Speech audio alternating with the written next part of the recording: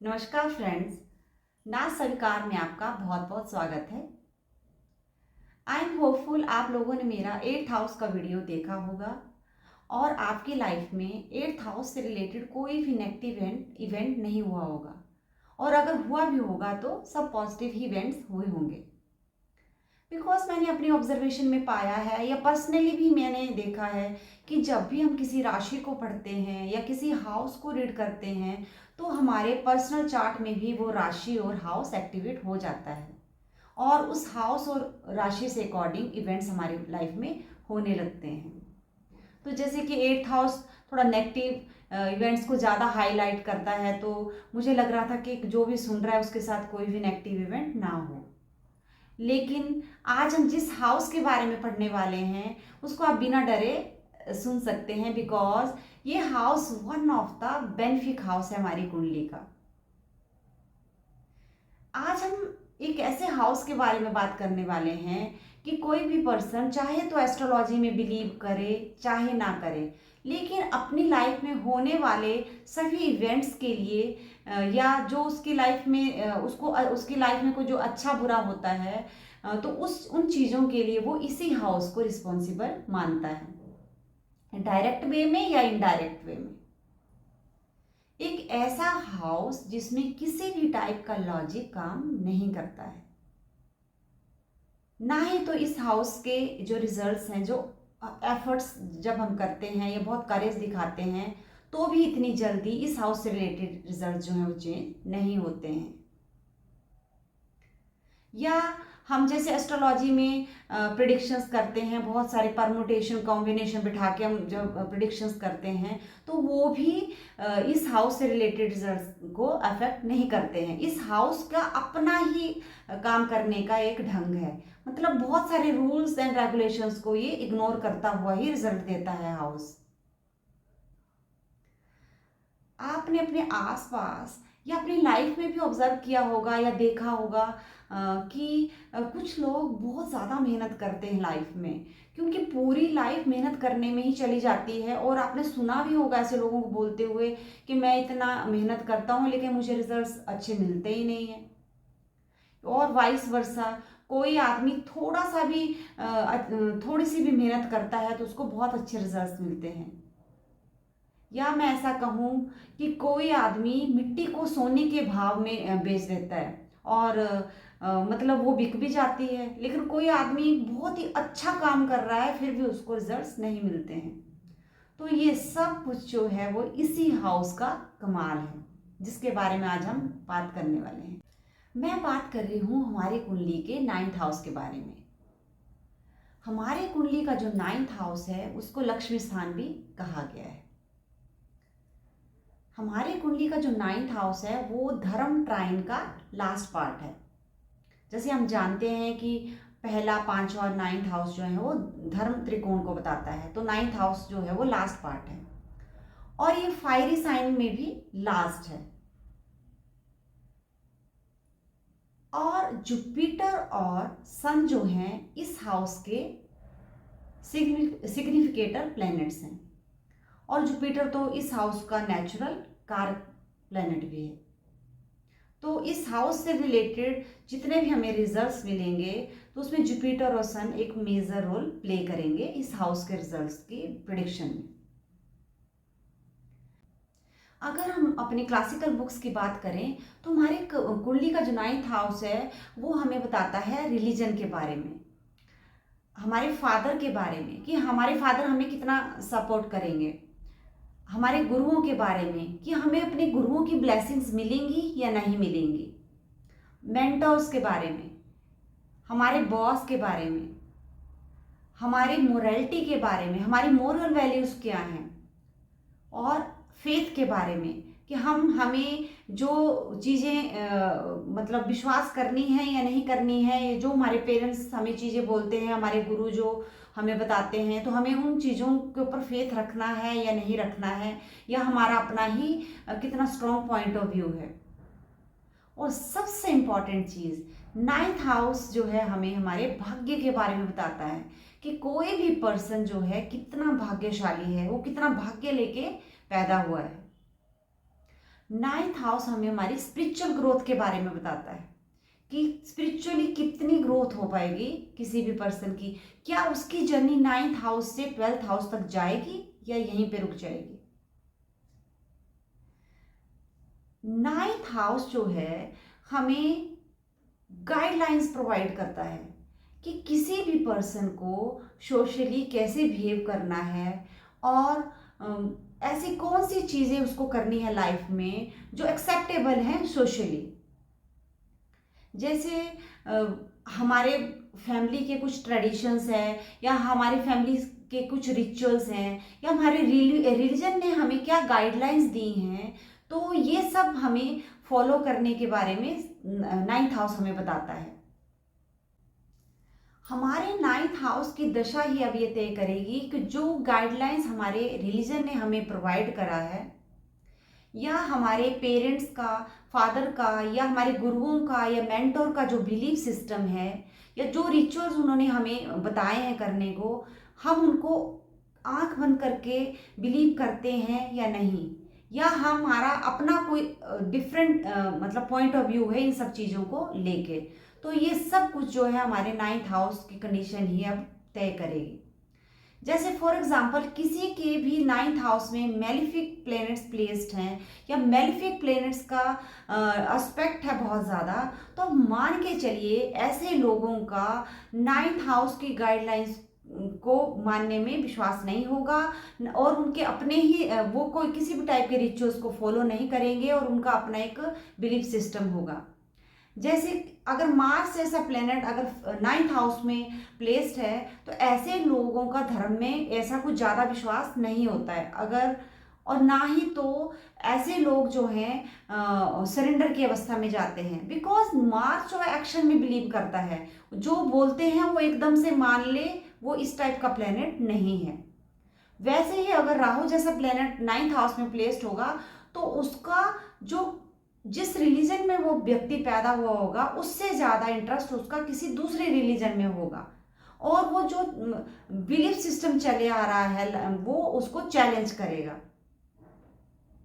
वैसे ही अगर सैटर्न जैसा कोई प्लेनेट यहाँ पे प्लेस्ड होगा तो वैसे लोगों का भी जो हमारी बुक्स हैं वेदों से रिलेटेड या जो भी हमारी क्लासिकल बुक्स हैं उसमें जो लिखा गया है उसको आंख बंद करके विश्वास ऐसे व्यक्ति नहीं करते हैं, वो इन चीज़ों को चैलेंज करते हैं। तो किसी भी पर्सन के जो नाइन्थ हाउस की कंडीशन है वही ये तय करेगी कि वो सरेंडर की अवस्था में जाने वाला है या उसका अपना एक पॉइंट ऑफ व्यू रहेगा। किसी भी पर्सन का जो नाइन्थ हाउस है हमें वो उसकी हायर स्टडी के बारे में बताता है। जैसे पोस्ट ग्रेजुएशन पीएचडी होगी या कोई भी पर्सन जो है हमारी जो क्लासिकल बुक्स हैं या ग्रंथ हैं अगर उनको पढ़ता है तो आप मान के चलिए कि उसका नाइन्थ हाउस जो है बहुत ही स्ट्रॉन्ग अवस्था में होगा। तो जब भी आपके पास कोई हाई स्टडीज़ के बारे में पूछता है कि बच्चा आगे पढ़ेगा ना पढ़ेगा तो आपको नाइन्थ हाउस को कंसिडर करना है। नाइन्थ हाउस की कंडीशन बता देगी कि हायर एजुकेशन करेगा या नहीं करेगा। नाइन्थ हाउस हमें ये बताता है कि किसी भी पर्सन को लाइफ में गाइडेंस मिलेगी या नहीं मिलेगी। देखिए भाग्य जो है ना हमारा वो कुछ नहीं है एक्चुअल में। भाग्य जो है सही टाइम पे सही गाइडेंस का मिलना और एक अपॉर्चुनिटी अगर आपको लाइफ में मिली है और उसको अपने विजडम का यूज़ करते हुए, जैसे नाइन्थ हाउस हायर विजडम को भी बताता है, तो अपनी बुद्धि का यूज़ करते हुए सही टाइम पे सही डिसीजन लेना, तो यही भाग्य बनता है। बिकॉज जब हमें कोई गाइडेंस दे रहा है, जब हम मुसीबत में हैं या जब हम कंफ्यूजन की स्थिति में हैं, तो हम किसी ऐसे पर्सन की गाइडेंस ले लें जिसको हम मानते हैं और उसके गाइडेंस को हम सरेंडर करके पूरी तरह से मान लें। और अगर कोई अपॉर्चुनिटी लाइफ में आई है उसको अपनी बुद्धि का यूज़ करते हुए उसका पॉजिटिव नेगेटिव पॉइंट्स देखते हुए उसको लाइफ में ग्रैब कर लें, तो हमारा भाग्य जो अपने आप काम करने लगता है। जिनका नाइन्थ हाउस सही अवस्था में होता है उनको सही टाइम पे गाइडेंस मिल जाती है, लेकिन जिनका नाइन्थ हाउस अच्छी अवस्था में नहीं होता है और जो लोग बार बार बोलते हैं कि उनका भाग्य साथ नहीं देता है, तो वहाँ यहाँ पे समझने वाली बात ये है कि वो लोग जो होते हैं वो किसी भी पर्सन से गाइडेंस लेने में बिलीव नहीं करते हैं, या उनको अपॉर्चुनिटी लाइफ में आती है तो उनको समझ नहीं आता है कि हमें इसको अपॉर्चुनिटी को लेना है या छोड़ना है। और ऐसे लोगों को अगर कोई गाइडेंस देने की कोशिश करता भी है तो वो उसके ऊपर या तो मतलब डाउट कर लेंगे कि ये क्यों, मतलब या तो लड़ पड़ेंगे कि भैया लेक्चर क्यों दे रहा है। जो मेलेफिक प्लैनेट जब 9th हाउस में प्लेस्ड होते हैं तो ऐसे लोगों को ऐसा करते हुए देखा गया है। मैंने तो बहुत सारे लोगों को के चार्ट में ऑब्जर्व करा है कि जिन लोगों के 9th हाउस में मेलेफिक प्लैनेट्स प्लेस्ड होते हैं तो वो लोग जो हैं अगर आप उनको फ्री में सलाह देते हैं तो वो शक की नज़र से देखते हैं, या जो सलाह दे भी रहा होता है तो वो उसको बोलते हैं कि तुम प्रोफेसर बने हो, मतलब लेक्चर दे रहे हो, मतलब नेक सलाह जो है सबसे बड़ा गुनाह वाली यहाँ बात बन जाती है। तो 9th हाउस की दशा ही ये बताएगी कि आप कितने भाग्यशाली हैं। और भाग्यशाली कैसे बनोगे आप? सही टाइम पे सही गाइडेंस का यूज करते हुए, जो आपको मिलेगी आपके गुरुओं से, पिता से, मेंटर से, या कोई भी ऐसा पर्सन जो आपको जिसने जो मतलब समझदार लगे आपको या जिसको आप मानते हो। तो भाग्य भी और गाइडेंस भी हमें 9th हाउस ही तय करेगा या उसकी कंडीशन ही तय करेगी। हमारी कुंडली का जो 9th हाउस है वो हमें हमारे पितरों के कर्म के बारे में बताता है। इट मीन्स जो हमारा भाग्य है वो हमारे पितरों के कर्मों से जुड़ा हुआ है। हमारे पितरों ने जैसे कर्म किए होंगे वैसा ही हमारा भाग्य है। तो अगर किसी पर्सन का भाग्य उसका साथ दे रहा है और उसके काम अच्छे से बन रहे हैं, कम मेहनत में उसको अच्छे रिजल्ट्स मिल रहे हैं, मतलब उसके पितरों ने बहुत अच्छे कर्म किए होंगे। या वाइस वर्सा, किसी पर्सन के काम ही नहीं बनते हैं, उसने पूरी लाइफ मेहनत कर करके वो मर गया लेकिन उसका मतलब भाग्य साथ नहीं दे रहा है, मतलब उसके पितरों से जरूर गलती हुई है और उसका चार्ट पितृ ऋण के अंडर आ रहा है। फॉर एग्जाम्पल अगर किसी के 9th हाउस में कोई मेलेफिक प्लैनेट प्लेस्ड है या 9th हाउस बहुत ही डिस्ट्रक्टिव हालत में है, तो आप मान के चलिएगा उसका उस पर्सन का चार्ट पितृ ऋण के अंडर जरूर आ रहा होगा। और ये पितृ ऋण पीढ़ी टू पीढ़ी ट्रांसफर होता रहता है। अगर आप ऑब्जर्व करिएगा किसी एक फैमिली में कि गरीबी जो है बहुत लंबे टाइम से चली आ रही है, मतलब वो कितनी पीढ़ियां निकल गई लेकिन वो गरीब के गरीब ही रह गए, या किसी फैमिली में बच्चे ही नहीं हो रहे हैं, मतलब पीढ़ी टू पीढ़ी जो है इस तरह के कर्ज चल रहे हैं, या कोई फैमिली जो है बहुत अमीर है लेकिन उनके शारीरिक हालत ठीक नहीं है, मतलब वो उसको भोगने की स्थिति में नहीं है जो लग्जरी उनको मिली हुई है, तो कहीं ना कहीं उनका 9th हाउस जो है खराब हालत में है और ये पीढ़ी टू पीढ़ी ट्रांसफर हो रहा है, मतलब उनके चार्ट में जरूर पितृ ऋण होगा। जब भी हम पितृ ऋण को चेक करते हैं तो 9th हाउस के साथ जुपिटर की कंडीशन को भी हमें देखना होता है। और इसके डिटेल्ड वीडियो के लिए आप महेश गुप्ता जो है हमारे दूसरे मेंबर, उनका वीडियो देख सकते हैं। तो हमें पितृ ऋण के निवारण के लिए भी काम करना चाहिए। 9th हाउस से जुड़ा हुआ एक बहुत ही इंटरेस्टिंग कंसेप्ट है कर्म और भाग्य का आपस में तालमेल। आपने बहुत सारे लोगों को सुना होगा ये कहते हुए या देखा भी होगा कि जब मेरा भाग्य इतना अच्छा है तो मुझे कर्म करने की क्या जरूरत है, और अगर मुझे कर्म ही करना है तो फिर मेरे भाग्य का क्या रोल है इसमें।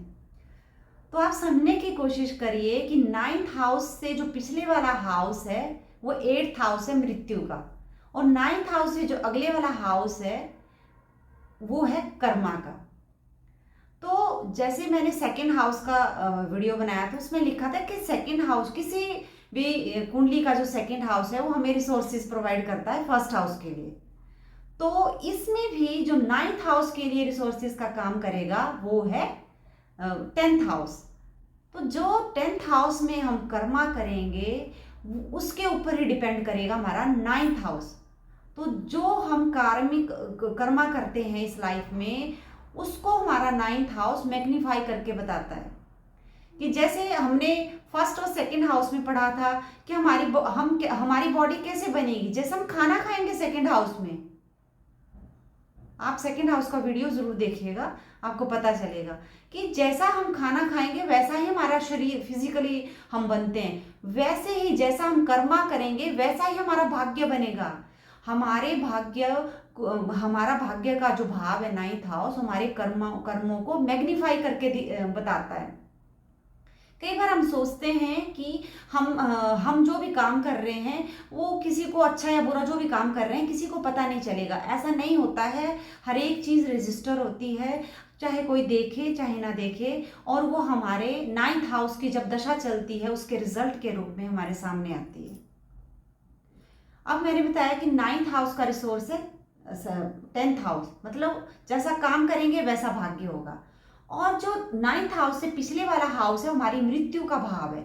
उस भाव को पूरा मतलब पार करने के लिए या उस भाव से जुड़ी हुई दशा को अगर हमने भोग के आगे आना है तो उसके लिए रिसोर्स का काम करेगा हमारा भाग्य। अगर हमारा भाग्य अच्छा होगा तो जब हम 8th हाउस की दशा से गुजर रहे होंगे तो हमें प्रॉपर गाइडेंस मिलेगी, हमें अपने फादर का साथ मिलेगा, हमें गुरु का साथ मिलेगा, और उनकी सहायता से हम 8th हाउस की दशा को पूरा कर लेंगे। उस टाइम पे हमारा 9th हाउस ही हमें बचा सकता है। तो ये चार्ट जो है, मैंने कई बार बोला, एक वेब की तरह काम करता है। ये एक दूसरे से सभी हाउसेज जो हैं वो जुड़े होते हैं। 9th हाउस हमें हमारी शादी की लीगैलिटी के बारे में बताता है। जब कोई पर्सन एक सोशल जो हमारे नॉर्म्स है उसके अकॉर्डिंग शादी करता है, वचन लेता है, जैसे 7 फेरे होते हैं, या प्रॉपर रिचुअल से शादी करता है, तो उसका 9th हाउस जो होता है अच्छी अवस्था में होता है। तो जिन लोगों का 9th हाउस अच्छी अवस्था में नहीं होता है, तो जैसे कई लोग जो हैं वो भाग के शादी करते हैं या गंधर्व विवाह करते हैं, या जिनकी शादियों में प्रॉपर रिचुअल्स नहीं फॉलो हुए होते हैं, तो उनका 9th हाउस जो है वो अच्छी अवस्था में नहीं होता है। बेशक हमारा 7th हाउस शादी को बताता है, लेकिन जो 9th हाउस है वो शादी के रिचुअल्स को बताता है। शादी में जो हम प्रॉमिस करते हैं एक दूसरे से उनको बताता है। तो जो लोग अपने शादी में जो उन्होंने प्रॉमिस करे होते हैं अपने पार्टनर से, उनको पूरा नहीं करता है, तो उनका 9th हाउस ऑटोमेटिकली खराब हो जाता है। ये एक्चुअली फिलोसफिकल नहीं है, ये सच्ची बात है कि जब आप अपनी लाइफ से जुड़े हुए रिचुअल्स को या वादों को पूरा नहीं करते हैं तो आपका टेक्निकली ही 9th हाउस खराब अवस्था में चला जाएगा।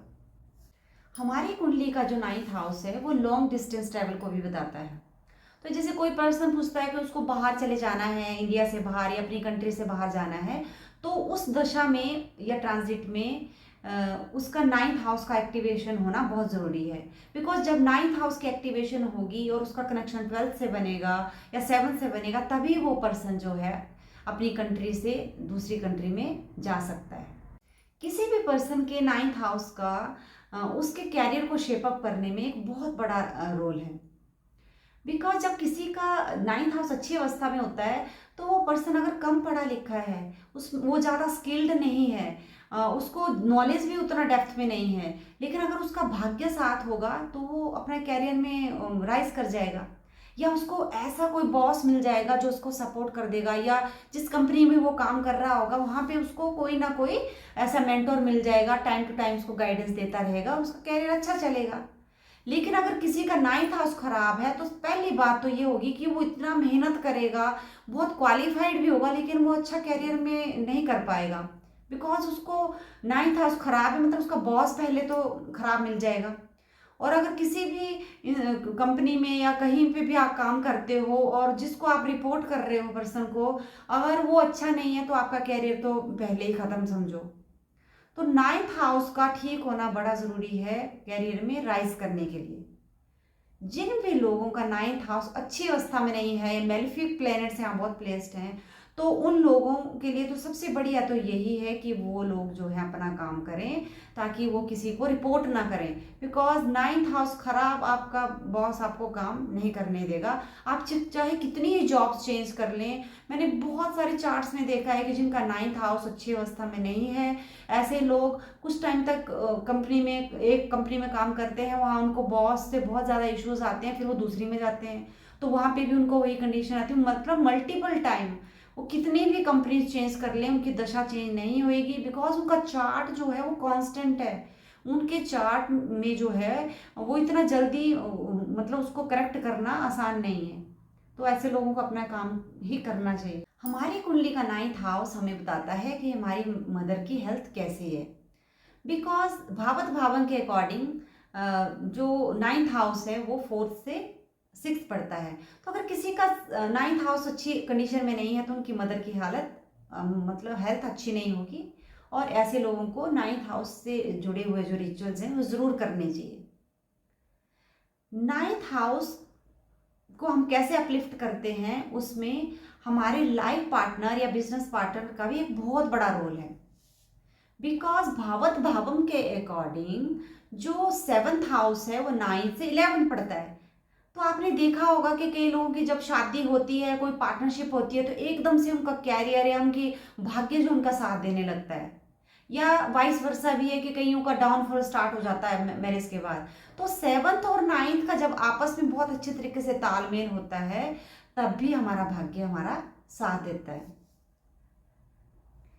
9th हाउस की जो कंडीशन है वो ये बताती है कि हमारा अपनी जो फैमिली है, हमारा जो अपना कुटुंब है, उसके साथ हमारे रिलेशनशिप फ्यूचर में कैसे रहने वाले हैं। क्या हमारा शेयर्ड रिसोर्सेज को लेके किसी टाइप का कोई झगड़ा होने वाला है, या हम लोग जो हैं मतलब जॉइंट फैमिलीज में रहेंगे। तो ये सब चीज़ें भी हमें 9th हाउस की कंडीशन से पता चलती है। बिकॉज 2nd हाउस से 9th हाउस जो है वो 8th पड़ता है। मतलब 2nd हाउस की लॉन्जिविटी को 9th हाउस बताता है कि किसी का भी कुटुंब जो है उसकी कंडीशन कैसे रहने वाली है किसी भी बच्चे के जन्म के बाद। कि किसी बच्चे का जन्म हुआ और उसकी फैमिली जो है जन्म होते ही अलग होगी। पहले जॉइंट फैमिली में रह रहे थे, अब वो न्यूक्लियर फैमिली में चले गए। या उनके जो है फैमिलियों में जो है प्रॉपर्टी को लेके, शेयर्ड रिसोर्सेज को लेके विवाद स्टार्ट हो गया। तो उस बच्चे का ज़रूर 9th हाउस अच्छी हालत में नहीं होगा। तो ये सब रिजल्ट्स भी 9th हाउस की दशा में या 9th हाउस की कंडीशन से हम देख सकते हैं। हमारी कुंडली का जो 9th हाउस है वो प्रॉमिस के बारे में भी बताता है जो हमने भगवान से किए होते हैं। समटाइम्स हम किसी मुश्किल में होते हैं तो हमें भगवान के को याद करके प्रॉमिस कर देते हैं कि जैसे मेरा एग्ज़ाम है, मैं पास हो जाऊं और मैं 21 लड्डुओं का भोग लगाऊंगी, या भाई मेरा बच्चा जो है अच्छा निकल जाए और मैं इस मंदिर की यात्रा पे जाऊंगी। और जब हमारे काम बन जाते हैं तो ह्यूमन नेचर है, क्योंकि जब हमारा मतलब निकल जाता है तो हम उन चीज़ों को भूल जाते हैं।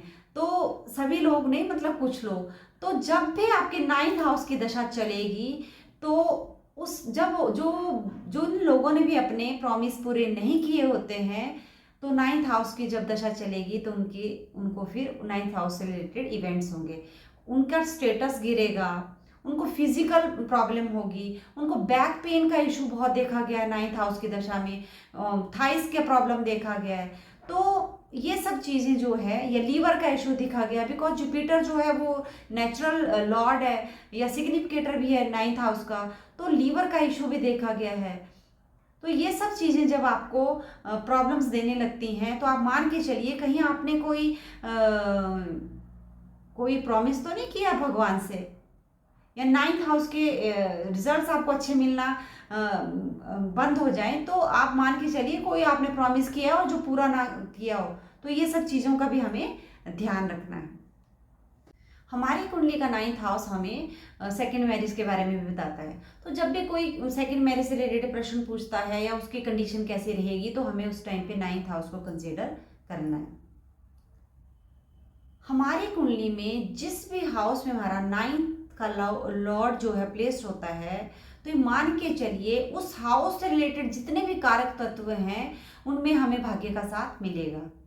फॉर एग्जाम्पल किसी का 9th का लॉर्ड जो है 2nd हाउस में प्लेस्ड है तो उसके पास पैसा आना ही है, बिकॉज भाग्य का साथ है। किसी का 9th का लॉर्ड 5th हाउस में प्लेस्ड है, इट मीन्स उसके बच्चे उसको भाग्य से मिले हुए हैं।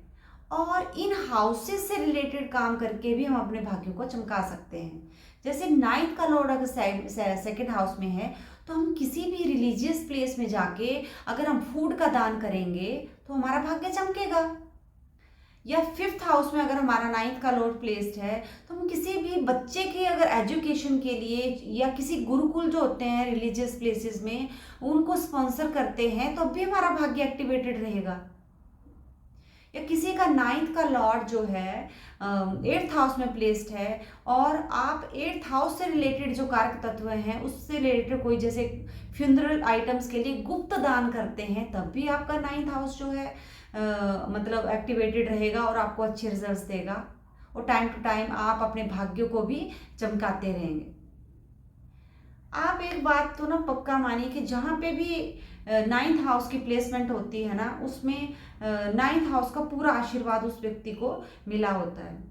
देखिए, नाइन्थ हाउस की सबसे ज़्यादा जो कॉम्प्लिकेटेड सिचुएशन है नाइन्थ हाउस के लिए, वो है एट्थ हाउस, बिकॉज नाइन्थ से वो ट्वेल्थ जाता है। तो मतलब नाइन्थ हाउस की मतलब जो भाग्य हमें मिला है उसका धीरे धीरे करके नाश हो रहा है, मतलब अगर एट्थ हाउस में जाता है तो, क्योंकि एट्थ मृत्यु का घर है, मतलब हमारे भाग्य की मृत्यु हो रही है। लेकिन नाइन्थ हाउस इतना ऑस्पिशियस हाउस है, मैंने बहुत अपने पर्सनल चार्ट्स में भी ऑब्जर्व करा है कि जब नाइन्थ का लॉर्ड एट्थ में प्लेस्ड है, तो आप देखिएगा ऐसे लोगों को लगता है समटाइम्स कि हमारा भाग्य साथ नहीं दे रहा है, और कई बार उनका भाग्य उनको जीरो भी कर देता है। मतलब कई बार क्या होता है कि आप बहुत टॉप, आपका स्टेटस बहुत अच्छा होता है, लेकिन एकदम से आप नीचे चले जाते हो। ऐसा भी देखा गया है कि आपका भाग्य ने आपका साथ देना बंद कर दिया। लेकिन एक ऐसा टाइम आएगा कि अचानक से आपको किसी की गाइडेंस मिलेगी, अचानक से आपका भाग्य साथ देना लगेगा, क्योंकि एट्थ हाउस जो है एक बार जो है वो किसी भी चीज़ को ख़त्म करता है और फिर से वो नया बन के निकलती है। बिकॉज पिछली बार मैंने बताया था कि वो जब भी कोई चीज़ ख़त्म हो जाती है तो उसके बाद उसका पुनर्जन्म होता है, तो वैसे एक बार भाग्य आपका साथ छोड़ेगा और फिर से उसका रीबर्थ होगा। और वो रीबर्थ ऐसे टाइम में आपका होगा जब आपके सारे उम्मीदें खत्म हो चुकी होंगी, कि और जब आपको लगेगा कि अब तो मेरा भाग्य ने भी साथ छोड़ दिया और आप सरेंडर की अवस्था में चले गए कि अब ठीक है जैसा भी होगा मेरे को एक्सेप्टेबल है, उसी टाइम आपका भाग्य चमकेगा। तो ये नाइन्थ हाउस की जब भी एट्थ हाउस में प्लेसमेंट होती है, तो ये मैंने अपने ऑब्जर्वेशन में पाया है। और इसके लिए एक और सेलिब्रिटी चार्ट है अमिताभ बच्चन जी का। अमिताभ बच्चन जी का आई थिंक नाइन्थ का लॉर्ड जो है वो एट्थ हाउस में प्लेस्ड है। तो उनकी जर्नी में देखिए आप कि एक बार उनका भाग्य ने उनका साथ देना छोड़ दिया।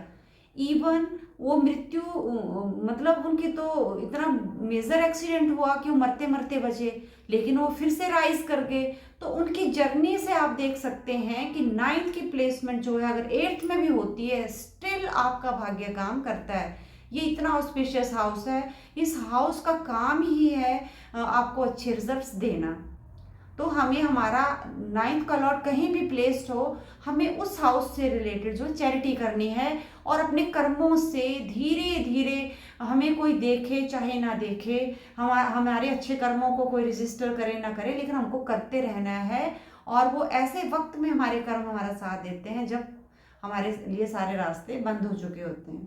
अब नाइन्थ हाउस से जुड़ा हुआ एक और कंसेप्ट है मेलेफिक और बेनिफिक का, कि यहाँ पे मेलेफिक अच्छा काम करेगा, बेनिफिक अच्छा काम करेगा। तो थोड़ा सा हम पहले भी डिस्कस कर चुके हैं, पर थोड़ा सा और कर लेते हैं। तो देखिए, नाइन्थ हाउस जो है उसका सिग्निफिकेटर है जुपिटर। जुपिटर क्या है? हमारी इंटरनल हैप्पीनेस, कि हमें किस चीज़ में खुशी मिलती है और कौन सी चीज़ हमें इंटरनल हैप्पीनेस देगी, सेटिस्फेक्शन देगी। तो क्योंकि वो तो एग्जॉल्टेड भी फोर्थ हाउस में जाके होता है, जो हमारे खुशी को बताता है, इंटरनल हैप्पीनेस को।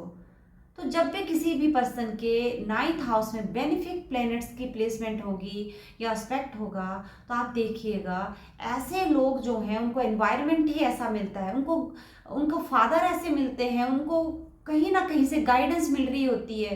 वो जहाँ पे भी जाते हैं उनको ऐसा कोई ना कोई गाइड, गुरु जरूर मिल जाएगा। इवन दोस्त के रूप में भी उस पर्सन को गुरु मिल सकता है कि, और वो कोई उस पर्सन को गाइड करता है तो उस गाइडेंस को भी वो खुशी खुशी लेता है।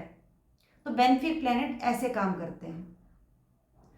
और ऐसे लोग जिनके नाइन्थ हाउस में बेनिफिक प्लेस्ड होते हैं, वो कम चीज़ों में भी सेटिस्फाई हो जाते हैं।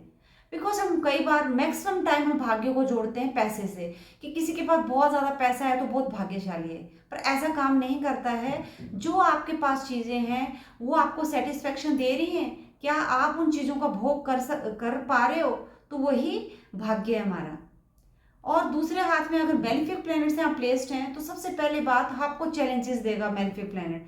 मेलिफिक प्लैनेट्स का काम ही चैलेंज देना है, आपको अच्छा एनवायरनमेंट नहीं प्रोवाइड करेगा, ऑफिस में बॉस अच्छा नहीं होगा, घर में फादर से नहीं बनेगी, और अगर आपने पैसा कमा भी लिया तो आप उस भोग नहीं कर पाएंगे उस लग्जरी को, तो आप खुश नहीं होंगे। बिकॉज आपके पास पैसा है लेकिन आपका शरीर ही साथ नहीं दे रहा है, तो उस चीज़ का भी कोई फ़ायदा नहीं है। तो आपको हर चीज़ बैलेंस में होनी चाहिए, कि आपके पास पैसा भी है लेकिन आप उसको एंजॉय कर सकें, ना कि आप उसको इकट्ठा ही कर सकें। जैसे 9th के लॉर्ड की जब सेकंड हाउस में प्लेसमेंट होती है, तो ऐसे लोग पैसा इकट्ठे करने में जोर देते हैं, उसको भोगते नहीं हैं कि मैं कहीं एंजॉय कर लूँ, नहीं। तो हमें ये सब चीज़ों की तरफ भी ध्यान देना है। तो मेलिफिक बेनिफिक कुछ नहीं होता है, सभी प्लैनेट्स अपने हिसाब से काम करते हैं, लेकिन हमें जैसा गाइडेंस मिल रही है, अगर मेलिफिक को मिल रही है तो हमें उसको अपनी लाइफ में एक्सेप्ट जरूर करना चाहिए। 9th हाउस की दशा जब चलती है किसी पर्सन की, तो ये देखा गया है कि वो लोग उस टाइप पे गुरु नाम लेते हैं, और जैसे सभी लोग तो गुरु नाम नहीं ले सकते हैं, तो कुछ लोग जो हैं कुछ मोटिवेशनल स्पीकर्स को सुनने लगते हैं, या कुछ ऐसे मतलब ऑथर्स होते हैं जो उनको मोटिवेट करते हैं, उनकी बुक्स रीड करने लगते हैं। लेकिन जैसे ही उन लोगों की दशा खत्म होती है 9th हाउस की, तो वो या तो बुक्स को पढ़ना छोड़ देते हैं, मतलब ऐसे आप खरीद लोगे लेकिन पढ़ोगे नहीं बाद में, या फिर मोटिवेशन स्पीकर को जिनको बहुत सुन रहे थे आप, अचानक से आपका इंटरेस्ट खत्म हो जाएगा। तो 9th हाउस की दशा में ये सब चीज़ें भी देखी गई हैं। अब पॉइंट ये आता है कि हम क्या करें कि जिससे हमारा 9th हाउस अपलिफ्ट हो जाए, चाहे तो हमारे पितरों के कर्मों की वजह से या हमारे खुद के कर्मों की वजह से हमें खराब 9th हाउस मिला है, तो हम अपनी लाइफ में क्या लाइफस्टाइल चेंजेस लाएं कि जिससे हमारा 9th हाउस हमें अच्छे रिजल्ट देने लगे, या तो हमारी आने वाली पीढ़ियां जो हैं उनका 9th हाउस ठीक हो जाए। तो देखिए, 9th हाउस एक दिन में ठीक नहीं होगा। 9th हाउस को ठीक करने के लिए हमें अपनी लाइफ में कुछ चीज़ों को एडप्ट करना पड़ेगा हमारे लाइफस्टाइल में। जैसे अभी हमने सीख लिया है कि 9th हाउस जो है बिलीफ सिस्टम है, रिचुअल्स हैं, या जो हमें हमारे पूर्वजों से मिली हुई है, या हमारे गुरुओं से मिली हुई है, तो हमें क्या करना है, हमें एक आध रिचुअल को अपनी लाइफ में एडप्ट कर देना है। अगर हमने आज तक नहीं किया है तो हमें आज से ही ये इसको अपनी लाइफ में ऐड करना है। आप देखिएगा 6 मंथ्स में आपको डिफरेंस दिखना स्टार्ट हो जाएगा।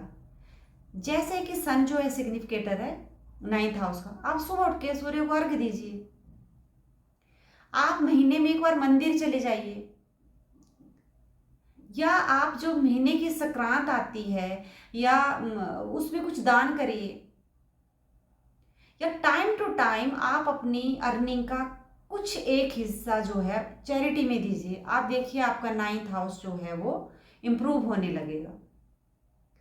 दूसरा, अगर आप एक अच्छी कंडीशन में है लाइफ में और किसी को हेल्प कर सकते हैं बुरे वक्त में, तो ज़रूर करिए, बिन मांगे करिए। बिकॉज जब हम कोई अच्छा कर्म करते हैं वो कभी खाली नहीं जाता है, तो वो जो ब्लेसिंग्स हमें मिलती हैं उस टाइम पे, वो ही हमारे बुरे वक्त में काम आती है, उसी को हम भाग्य का नाम देते हैं।